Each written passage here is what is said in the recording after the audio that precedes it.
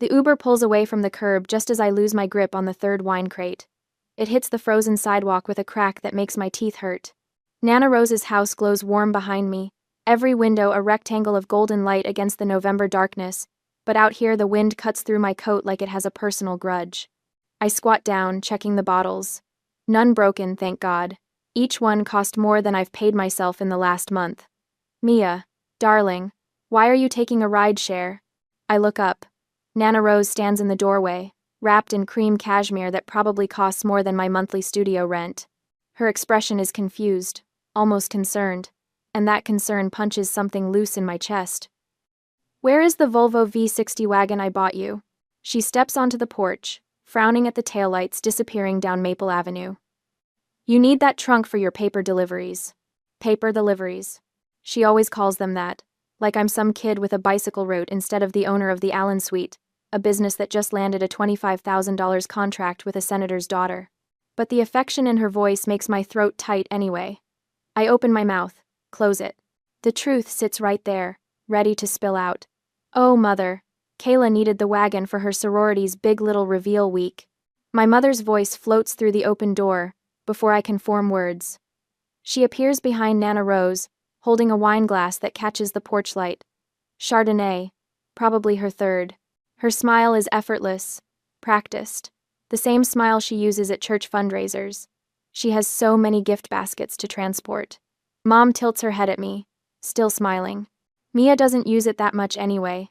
The cold knot in my stomach has nothing to do with the November wind. She's lying. The words freeze in my throat. I stand there on the bottom step, holding a crate of wine that cost $200, and the truth just sits there between us like something dead. Kayla doesn't need the car for sorority baskets. Kayla needed the car because she wanted it, because she asked Mom, because Mom said yes without asking me, just like always. 3 weeks. That's how long I've been bleeding money on rental vans and last-minute courier services. 3 weeks of watching my profit margin on the Vance contract shrink, while I scramble to deliver samples and proofs across the city without my commercial vehicle. 3 days ago, I stood in the rain outside the Vance estate while a courier was 40 minutes late. 40 minutes that cost me $50 for a ruined envelope sample. I called Dad from my car afterward, shaking so hard I could barely hold the phone. Just let Kayla have the car for now, Mia. His voice was barely a whisper, like Mom might hear him through the walls. Mom is on a tear. Don't make it harder on me. Don't make it harder on him. I'm the one hauling paper crates in the freezing cold because my sister wanted better speakers for her Thursday night bar crawls, but I'm supposed to worry about making things harder for Dad. Come inside, sweetheart. Nana Rose's hand is on my shoulder now. You'll catch your death out here. I bend down, grip the crate handles. My fingers are numb. The other 2 crates sit by the door, full of wine and hostess gifts I bought with money I should have spent on new portfolio samples. Money I don't have because I've been paying strangers to do deliveries that should cost me nothing but gas. Mom holds the door open, still smiling that perfect smile. Let me help you with those. She doesn't move, just stands there, wine glass in hand, waiting for me to carry everything inside myself. I pick up the first crate. It's heavier than it should be, or maybe I'm just tired. Tired of pretending. Tired of being the daughter who doesn't make waves, who doesn't cause problems, who carries her own weight and everyone else's too. Thank you for bringing such lovely wine, Mia. Mom's voice is warm as I pass her in the doorway. You always think of everything. The house smells like roasted turkey and cinnamon. Voices drift from the living room where the rest of the family has already gathered. Kayla's laugh, bright and careless, cuts through the other sounds. I set the crate down in the entryway. Go back for the second one. Then the third. Nobody offers to help. They never do. When I finally step inside and close the door behind me, the warmth of the house hits my frozen face. I should feel relief. I should feel grateful to be here, surrounded by family on Thanksgiving. Instead, I feel the weight of that lie settling over everything, like fresh snow covering a crack in the foundation. Pretty on the surface, but the damage is still there underneath. Mom has already disappeared into the kitchen. Nana Rose watches me from the hallway, something unreadable in her expression. I force my face into a smile and carry the wine toward the kitchen, leaving wet footprints on the hardwood floor. Dinner drags on like something wounded. I push turkey around my plate, while Kayla's empty chair mocks me from across the table. Dad keeps checking his watch. Mom refills her wine glass for the fourth time. She texted she's running late. Mom says to no one in particular. Traffic. Traffic. On Thanksgiving evening. Sure. I cut into my sweet potato casserole and taste nothing. The Volvo sits in the driveway right now, probably still warm from wherever Kayla drove it. Probably still reeking of her coconut body spray and whatever energy drink she spilled this week. The doorbell rings at 7:30. An hour and a half late. Finally. Dad pushes back from the table, relief washing over his face like she's done him some personal favor by showing up. I hear her voice before I see her. Bright, careless, laughing about something with Dad in the entryway. Oh my God, the sound system in that car is insane. I had it cranked the whole way here. My fork stops halfway to my mouth. She breezes into the dining room still wearing her Alpha Delta Pi sweatshirt, phone in one hand, car keys dangling from the other. My car keys. She drops them on the sideboard without looking at me. Sorry I'm late. Had to pick up some stuff for the reveal baskets. She slides into her chair, reaches for the mashed potatoes. Mia, you should really use that aux cord more. The bass is incredible. I set my fork down carefully. Very carefully. Because my hands want to do something else entirely. How was the drive? Nana Rose's voice cuts through the sudden tension. She's watching Kayla with an expression I can't quite read. Great. Oh, but I need to get that decal off the back window. It's kinda big. My stomach drops. What decal? The words come out flat. Kayla waves her hand dismissively. Just our sorority letters. We all got them for the house. It's pink. It's cute. Don't worry about it.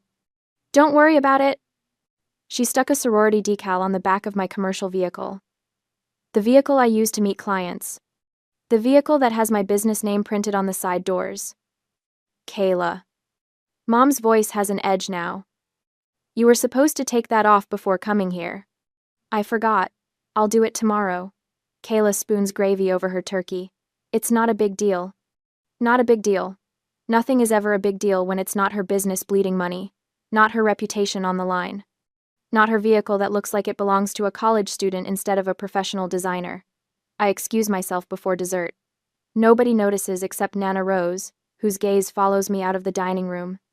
The guest room is cold. I left my laptop on the bed this morning, and now I open it with shaking hands. QuickBooks loads slowly, each second stretching like taffy. I navigate to the American Express Gold card. My business card. The one I added Mom to 3 years ago as an authorized user. Just for emergencies. Just in case. I filter the transactions by user. The list loads. My breath catches. Sephora. $150. Coded as office supplies. From 2 weeks ago. Delta Airlines. $800. A flight to Phoenix I didn't take. From last month. Row after row of charges I didn't make. Restaurants, bars, a boutique downtown. $600 at some place called The District, that I've never heard of. Every single one coded as a business expense. Office supplies, client entertainment, professional development, tax fraud. The words float through my head like they belong to someone else's nightmare. This isn't borrowing. This isn't even stealing. This is corporate embezzlement with my signature on the tax returns. If the IRS audits me, I could go to prison. Not her. Me. Because my name is on the business. My name is on the card. My social security number is on every form. The door opens without a knock. Mia. Dad's voice is soft. Careful. The voice he uses when he's about to ask me to swallow something sharp. Your mom wanted me to check on you.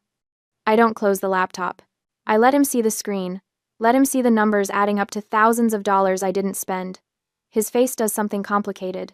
Guilt and resignation fighting each other for territory. Mia, please. He sits on the edge of the bed like the mattress might collapse under the weight of what he's about to say. Your mom promised to pay it back later. She's going through a rough time right now. A rough time. That's what we're calling fraud now. Do it for me? His eyes are pleading. If you cause a scene tonight, you'll kill the mood. It's Thanksgiving. There it is. The same request he's been making my entire life. Don't make waves. Don't upset Mom. Don't make it harder on me. I look at him. Really? Look at him. At the tired lines around his eyes, the gray in his hair that wasn't there 5 years ago. He's 53 years old and still tiptoeing around his wife like she's a bomb that might detonate. Dad. My voice sounds strange, distant. She could send me to prison. Don't be dramatic. But he won't meet my eyes. Just talk to her tomorrow, after everyone's gone home. Please, Mia. For me. He leaves without waiting for an answer because he already knows I'll cave.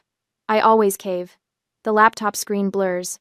I blink hard, refusing to let the tears come. I could go downstairs.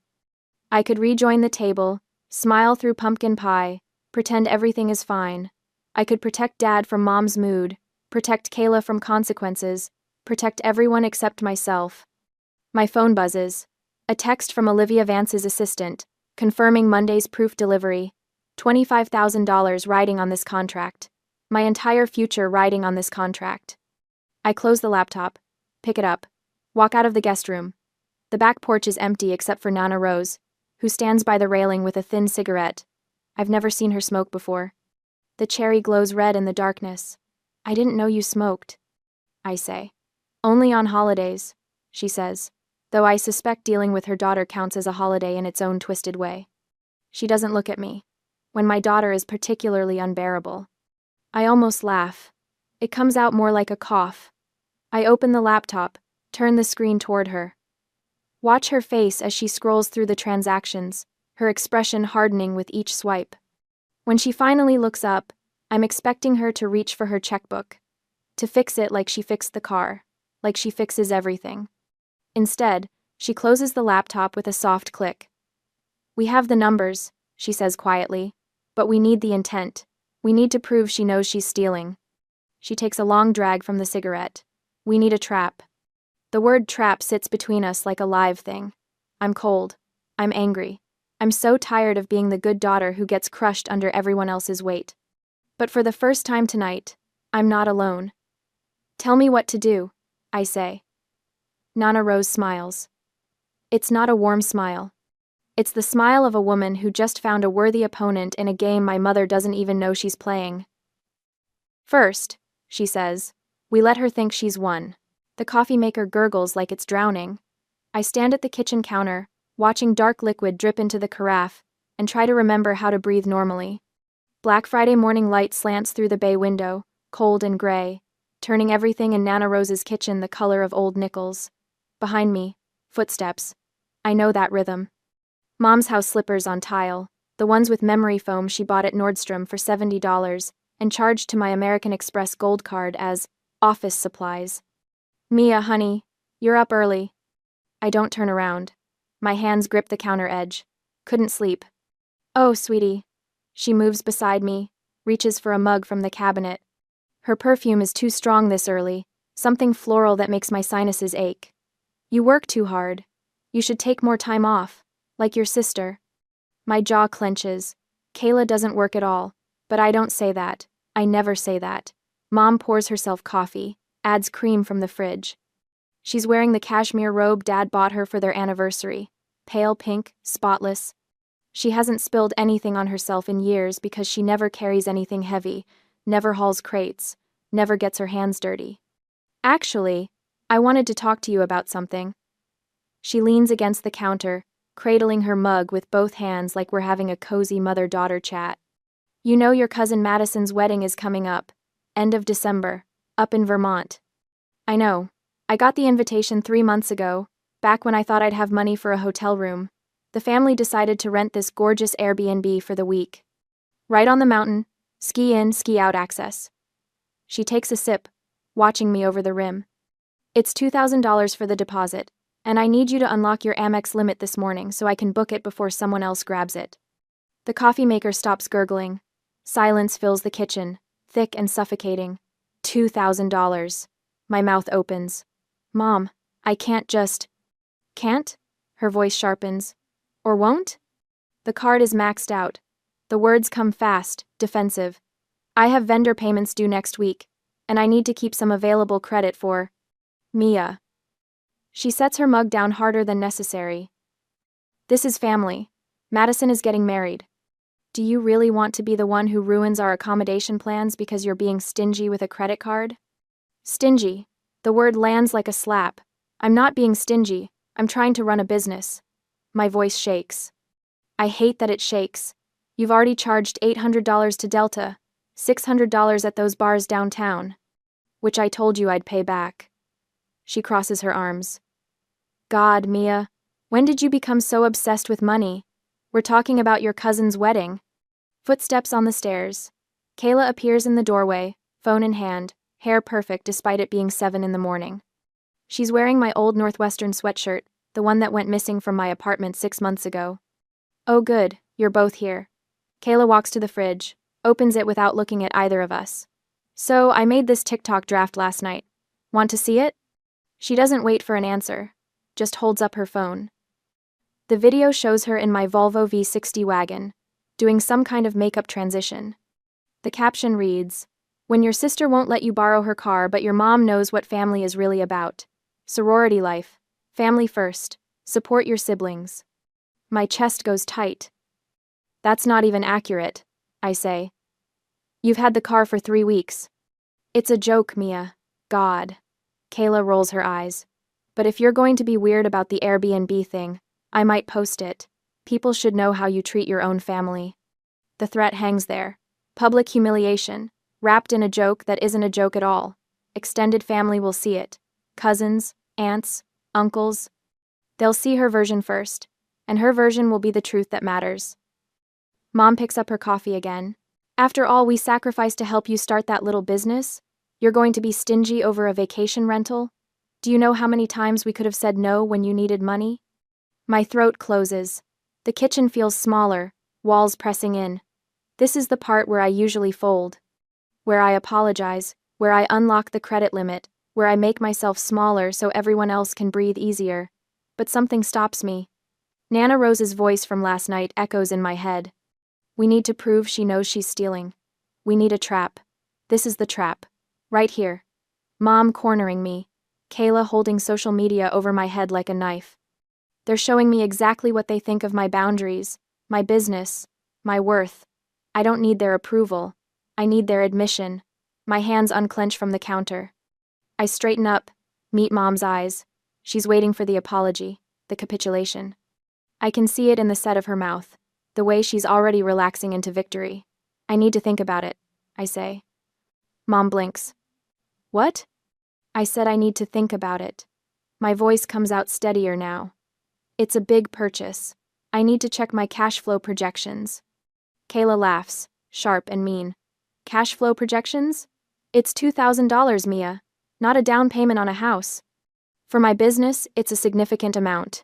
I turn toward the doorway. I'll let you know by tonight. I don't run. I walk. Slow, measured steps past Kayla, past the breakfast nook where Dad will appear in 20 minutes, pretending he didn't hear this entire conversation through the ceiling. Behind me, Mom's voice.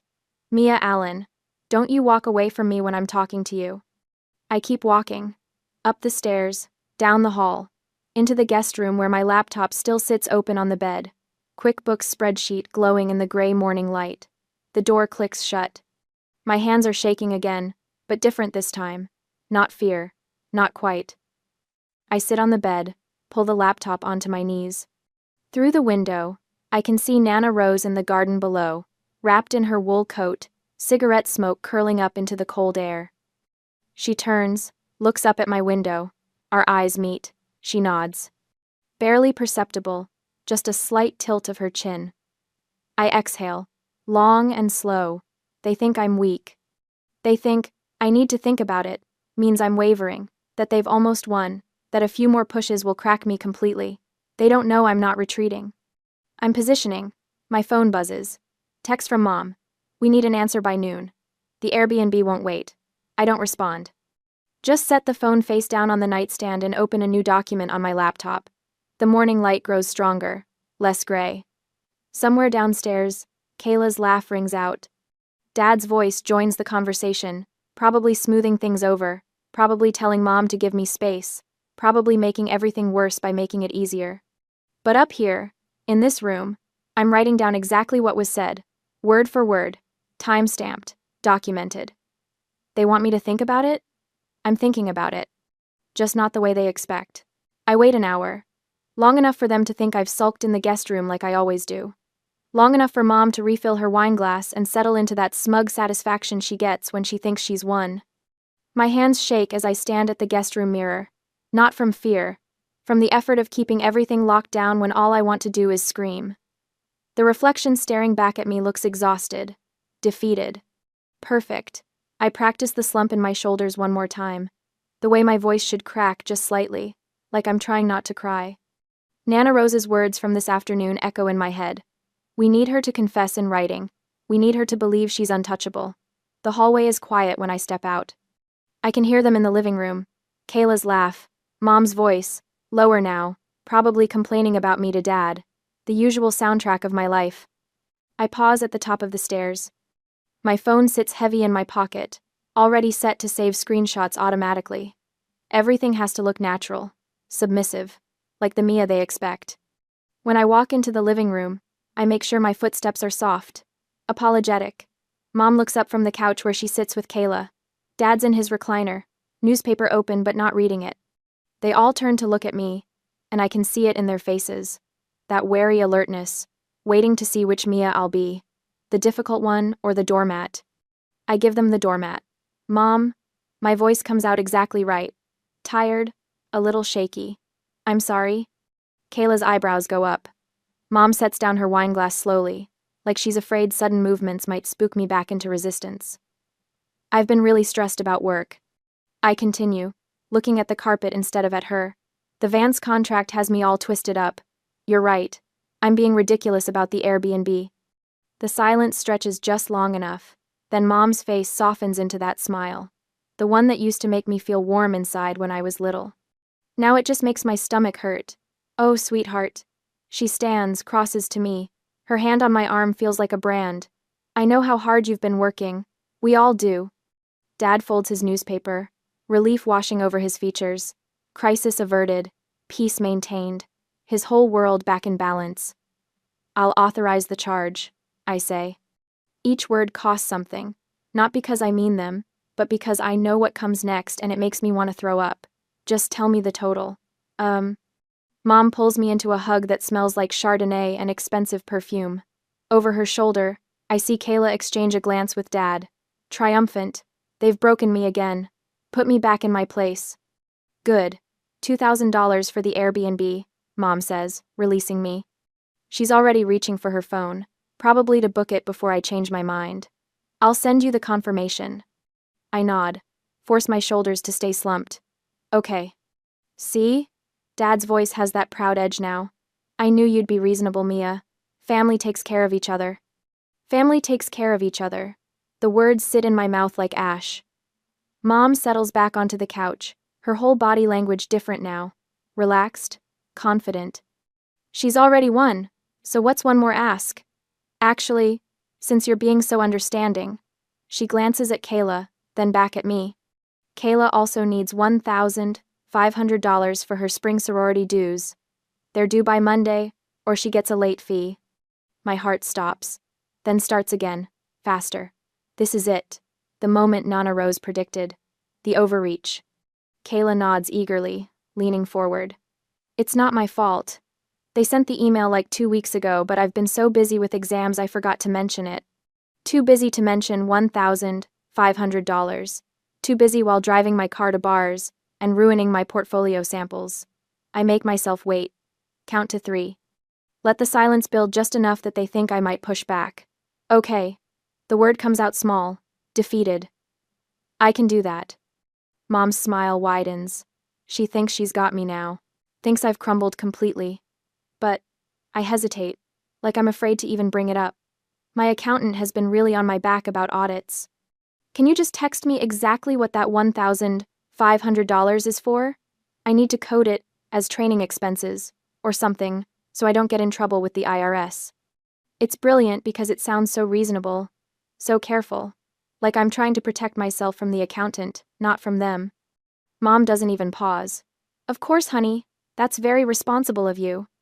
She pulls out her phone immediately. No hesitation, no suspicion, just that absolute confidence that she's entitled to my money, that this is how things work. My phone buzzes in my pocket 30 seconds later. I pull it out, hands steady now.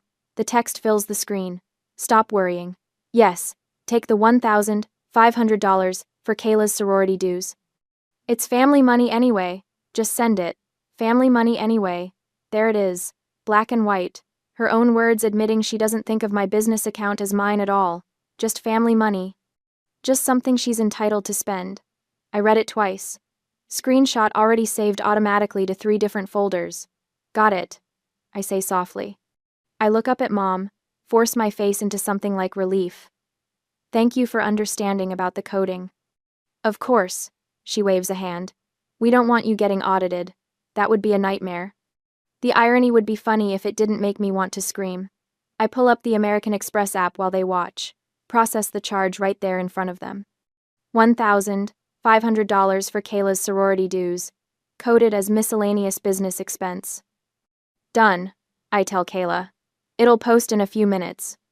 She actually squeals, jumps up and hugs me, her perfume overwhelming. Thank you, thank you. You're the best sister ever. The best sister ever. The one she treats like an ATM machine. Well, I'm glad that's all settled. Dad stands, stretching. Who wants pie? Just like that. Crisis resolved. Family harmony restored. They move toward the kitchen like nothing happened, like they didn't just hand me enough evidence to destroy them. Mom pauses at the doorway, looks back at me. Coming, sweetie? In a minute. I gesture to my phone. I need to email my accountant real quick. Let him know I coded the expenses. Always so responsible. She smiles one more time, then disappears into the kitchen with the others. I stand alone in the living room, phone gripped so tight my knuckles are white. The text message stares up at me. It's family money anyway, not anymore. Later, in the guest room with the door locked, I open my laptop. My hands don't shake now. They're perfectly steady as I forward the screenshot to Nana Rose. Her reply comes back in less than a minute. Perfect. Monday morning. My attorney's office. I read it 3 times. Then I look at the text from Mom still open on my phone. That casual, arrogant admission, the absolute certainty that she's untouchable. For the first time in 3 weeks, I smile. Not the fake, exhausted smile I've been wearing like armor. A real one. They think they broke me. They think I surrendered. They have no idea what's coming Monday morning. I open a draft reply to Mom. Thank you for being so understanding about everything. I really appreciate you. My finger hovers over the send button. Then I delete it. Every word. She doesn't deserve my gratitude. Not even fake gratitude. I close the laptop and lie back on the bed, phone dark beside me. Downstairs, I can hear their voices, laughing, celebrating. Already spending money that isn't theirs. Let them celebrate. Let them think they won. Monday is only 3 days away. The call comes at 9:30 Monday morning while I'm reviewing proof sheets for an anniversary dinner client. Mom's name flashes on my screen, and for half a second I consider letting it go to voicemail. But that would tip my hand too early. Mia. Her voice has that edge I know too well. Irritation wrapped in forced patience. My card was declined at Whole Foods. I'm standing here with a full cart, and the cashier is staring at me like I'm some kind of deadbeat. I set down my loop. Keep my voice neutral. Meet me at the studio. What? Mia, just fix whatever mistake you made with the account. I have groceries that need to be refrigerated. The studio. 1 hour. I hang up before she can argue. My hands are steady as I pull up the contact for Nana Rose's attorney. He answers on the second ring, and I can hear the smile in his voice when I tell him it's time. 50 minutes later, I watch through the studio's front window as Mom's Mercedes pulls into the lot. Right behind her, my Volvo V60 bumps over the curb, parking crookedly next to the Mercedes. Kayla is at the wheel. Of course she is. They hunt in pairs, and apparently, she couldn't even be bothered to ride with Mom when she had my gas tank to burn. The conference room looks different today, more formal. Nana Rose sits at the head of the table in a steel gray suit that probably cost more than Kayla's entire wardrobe. The attorney, Marcus Barrett, has his briefcase open beside him, documents already arranged in neat stacks. I take the chair at Nana Rose's right hand. My pulse is hammering, but my face feels cold, distant, like I'm watching someone else's life unfold. Mom's heels click sharp against the tile floor. The studio door opens and she strides in, Kayla trailing behind with her phone out. They both stop dead when they see the setup. What is this? Mom's eyes dart from Nana Rose to the attorney to me. Mia, I don't have time for one of your dramatic little productions. Just fix the card. Sit down, Brenda. Nana Rose's voice could freeze water. Something in her tone makes Mom obey. She lowers herself into the chair across from me, movements stiff. Kayla sits too, finally looking up from her phone. I slide the printed packet across the polished wood. It lands in front of Mom with a soft thump. QuickBooks fraud report. Every unauthorized transaction highlighted in yellow. 15 pages of theft. Coded and categorized. What am I looking at? Mom's fingers hover over the pages like they might bite. Evidence. I pull out my phone, tap twice, and a screenshot fills the conference room's wall-mounted screen. Her text message from Thanksgiving weekend, blown up so large every word looks like an accusation. Stop worrying. Yes, take the $1,500 for Kayla's sorority dues. It's family money anyway. Just send it. Kayla's face goes white. Mom stares at the screen, and I watch her brain work, trying to find the angle that makes this okay. That's taken out of context. Her voice has lost its edge. Now she just sounds uncertain. We were having a family conversation. There's no context that makes embezzlement legal. Marcus's tone is professionally pleasant, which somehow makes it worse. He opens a folder, pulling out another document. Mrs. Allen, as an authorized user on your daughter's business credit card, you had permission to make purchases for company expenses only. This report shows over $8,000 in personal charges over the last 6 months. Personal? Mom's laugh sounds brittle.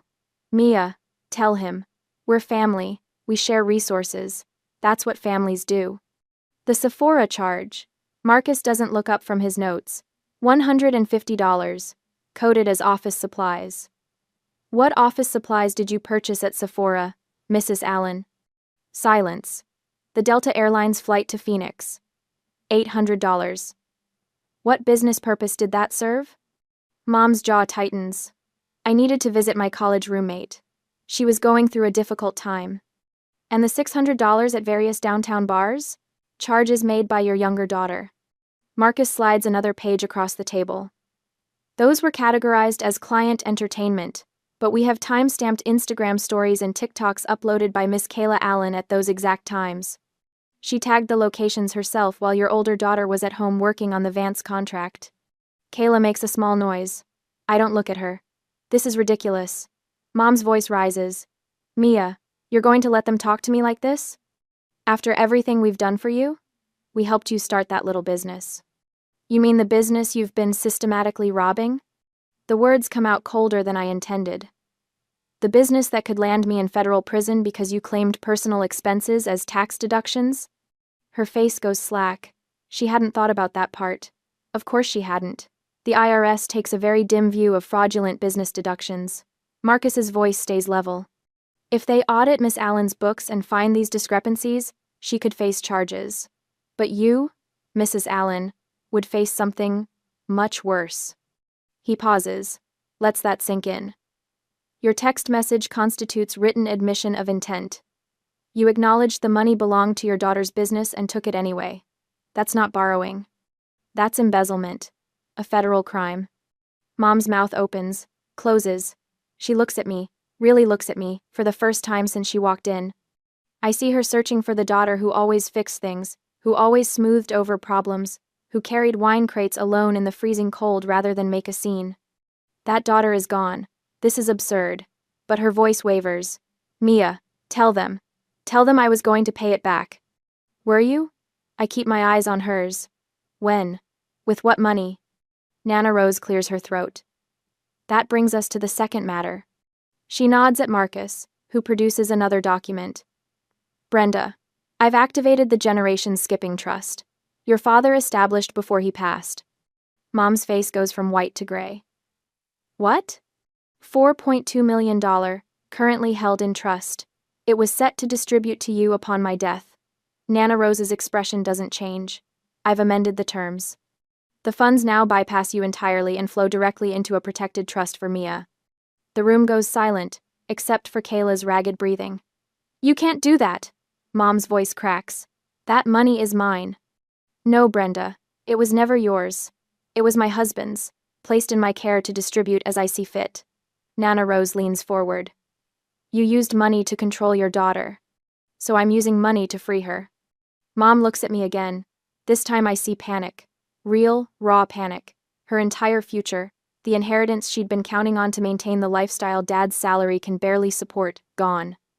My phone buzzes against the table. Dad's name flashes on the screen. Then again, and again. Fix this, Mia. Think of the family. Your mother is crying. How can you do this to her? Please. She made a mistake. We all make mistakes. I silence the phone without reading the rest. I'm not your bank anymore. The words come out steady. Clear. I'm the CEO. Get out of my office. Mom stands slowly, like her bones hurt. Kayla scrambles up beside her, mascara streaking down her face. She reaches for her purse, and I see the Volvo keys on the table where she'd set them when she sat down. I pick them up. The metal is cold against my palm. These stay with me. I pull the American Express card from my wallet, take the scissors Marcus hands me. The plastic resists for a moment, then splits with a clean snap. I drop both pieces on the table between us. Marcus slides a final document across. You're removed as an authorized user, effective immediately. If you attempt to contact Miss Allen about financial matters, we have a restraining order prepared for filing. Mom's face crumples, but this time there's no manipulation in it, just defeat. She turns and walks out, Kayla stumbling after her. The door closes. The sound of Mom's Mercedes starting and driving away fades into silence. Nana Rose's hand settles on my shoulder, warm and solid. You did the right thing. Your grandfather would be proud. I exhale for what feels like the first time in weeks. The knot in my chest loosens, just a little.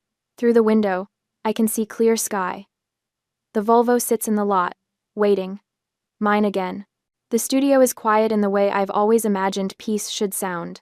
No phones ringing with demands disguised as emergencies. No footsteps approaching my desk with new requests attached to guilt. Just the soft rustle of tissue paper as I fold the last of the Vance invitation suites into their cream boxes. 3 weeks since that Monday morning in the conference room. 3 weeks since I cut that Amex card in half and watched my mother walk out without the power she'd always held over me. The Vance invitations are perfect. Hand-painted watercolor washes in sage and ivory. Calligraphy that took me 2 days to get exactly right. Olivia called yesterday, her voice bright with the kind of excitement that makes this work worth every hour. The senator's daughter doesn't throw around compliments, but she did yesterday, said her mother cried when she saw the final proofs. $25,000, paid in full. In my account, not bleeding out through unauthorized charges to Sephora or Delta Airlines. I tape the last box closed and carry the stack toward the door. My arms are strong enough now that I don't have to make 2 trips. Strong enough that I don't need to ask anyone for help. The parking lot is empty, except for my Volvo V60. It gleams under the afternoon sun, the rear windshield clear and unmarked.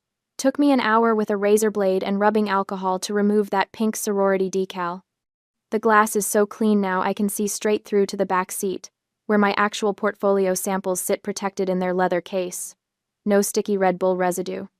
No evidence that anyone ever treated this vehicle like their personal property. I load the boxes into the trunk, the space organized exactly how I need it. Client samples on the left, shipping supplies on the right, emergency kit in the back corner. This is my car, my business, my carefully built life. My phone buzzes in my pocket. I pull it out, see Kayla's name on the screen. A text message, probably another request for money dressed up as a sister asking a favor. The old Mia would have opened it immediately. Would have read every word, analyzing the request, calculating whether I could afford it, wondering if refusing would make me the villain in some family story I wasn't even part of anymore. The new Mia swipes left and deletes the thread without reading a single word. No guilt, no second guessing, just gone. I slip the phone back into my pocket and breathe.